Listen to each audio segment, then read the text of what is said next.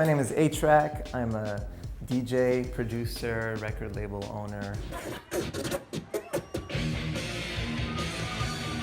The sort of like science of DJing, if you try to boil it down too much to a simple description of beat matching, for example, definitely like an intangible to it.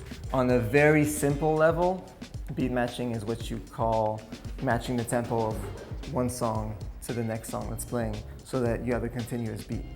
And just going back to the basic idea that DJs keep people dancing, you're able to keep the tempo steady as you go from song to song.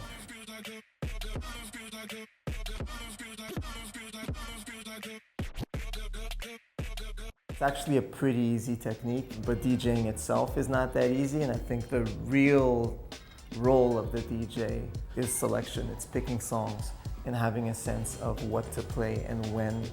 And that's the part that's harder to break down or explain.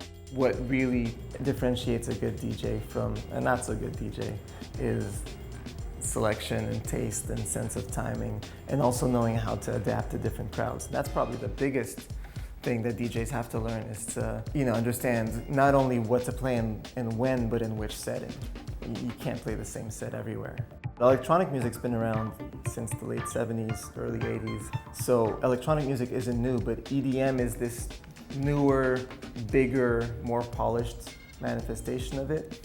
And when it really broke in America at the beginning of this decade, it's also when certain songs were really bona fide pop songs and were playing on the radio. New audiences embraced these big records that had a universal appeal, and by the same token embraced the producers and DJs who were behind those records. More and more of these festivals started popping up. I think that confused a lot of people. Just seeing a DJ essentially play songs that were already made on the stage where they'd be used to seeing Red Hot Chili Peppers or something. People were questioning whether DJs were really just pressing play, and that became a bit of a buzzword, pressing play, button pusher. The range of different styles that started existing, it got almost too big to just categorize as one thing. So do some DJs just go up and press play and phone in the same set at a lot of events? Yeah. Does that mean that all DJs do that? No, a lot of DJs have true craftsmanship and art to what they do. Usually the argument that most people will give, and that I was just giving also, is that DJs don't really play the same set everywhere and we're mixing live and all this stuff.